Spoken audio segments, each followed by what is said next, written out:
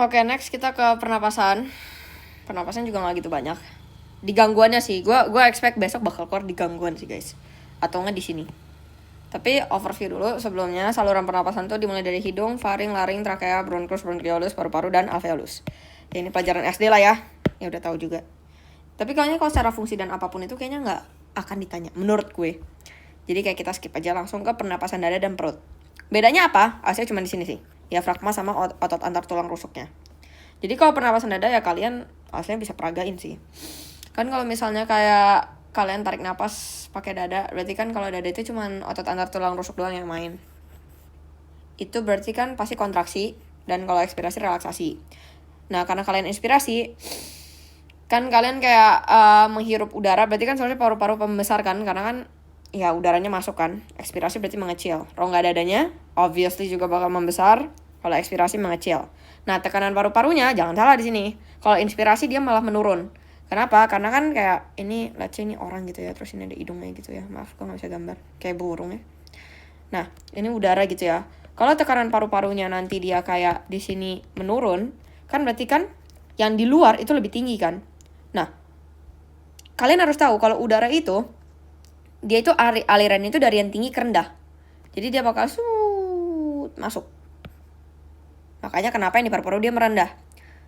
Bedanya kalau misalnya kayak ini orang, muka, terus ini hidung, ini paru-paru. Kalau ekspirasi, dia lebih tinggi. Nah, karena tekanan dia lebih tinggi dibandingkan di luar, kita bandinginnya sama tekanan luar gitu ya. Udara luar, berarti kan luar cenderung lebih rendah kan.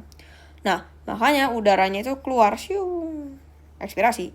Ya udah, itulah hasil akhirnya. Satu udara masuk, satu udara keluar. Kalau pernapasan perut, bedanya cuma di diafragmanya. Jangan salah kalau misalnya diafragma awal itu cekung. Jadi kenapa kalau inspirasi, ini kan let's say kayak ini diafragma gitu ya. Ini paru-paru. Kalau inspirasi kan dia makin gede nih, makin gede. Makanya diafragmanya kedorong ke bawah kan. Kalau ke bawah jadinya malah mendatar. Nah, karena dia mendatar, makanya dia kontraksi dan datar. Nah, sedangkan kalau ekspirasi, dia balik lagi nanti ke atas, makanya dia cembung. Dari gini, dia balik lagi ke atas jadi gini.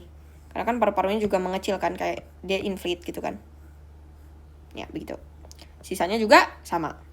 Intinya jangan lupa di konsep tekanan paru-paru sama kalau perut itu diafragma, kalau dada itu otot antar tulang rusuk atau interkostal. Ya, otot antar tulang rusuk pun udah cukup sih. Oke, sekarang kita masuk ke gangguan sistem nafas.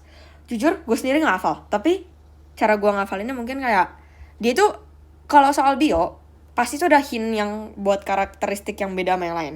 Karena kalau jujur gangguan sistem nafas tuh mirip-mirip. Antara lo batuk, demam, nyeri, sesek. Ya, itu mirip-mirip.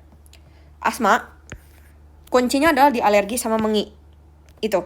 Jadi kalau misalnya dia kayak ada penyakit ini, penyempitan bronkus dan disebabkan oleh alergen, asma, lu langsung tembak. Nah, kalau bronkitis, ini kuncinya. Kalau ada is, itu artinya peradangan dan disebabkan oleh infeksi antara bakteri kalau nggak virus. Jadi kalau is itu pasti radang. Bronkitis, is, radang, berarti radang pada bronkus. Nah, gejalanya, makanya gejala tuh susah dibedain karena ya mirip-mirip semua. Ya tapi ya kalau lo mau ngafalin ya boleh sih, kayak batuk berdahak, sesak napas, demam, dan sama sakit tenggorokan. Kalau TBC, khasnya di Mycobacterium tuberculosis. Gejalanya demam, hilang nafsu makan, batuk berdahak, dan nyeri dada. Intinya gue merahin, kalian harus tahu. Nah, lanjut ada pneumonia. Pneumonia juga disebabkan oleh bakteri. Gak usah ngafalin bakterinya kata gue.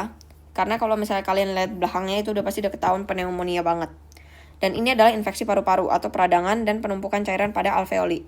Alveoli itu yang kayak ya alveolus. Alveoli sama alveolus sama aja. Alveoli itu bentuk jamaknya. Jamaknya alveolus. Jadi penumpukan cairan pada alveoli. Nah, gejalanya juga batuk berdahak, demam, dan menggigil. Intinya kalian harus tahu ini sih. Ini gue merahin deng. Ya tapi kalian gak usah ngapalin, mau ngapalin juga boleh. Karena kayak dari spesiesnya. Ini kan genus, ini spesies. Spesiesnya kalian juga tahu ini kan pneumonia. Pneumoniae itu pasti pneumonia kan. Lanjut kelima, difteri. Ini penyumbatan lendir di faring dan laring. Ini yang harus kalian tahu. Bakterinya pun bisa kalian tebak dari spesiesnya, Diphtheriae, berarti difteri. Gejalanya mau ngafalin boleh. Demam, menggigil, pembengkakan kelenjar getah benih, Habis itu sakit tenggorokan, sulit nafas, dan suara serak.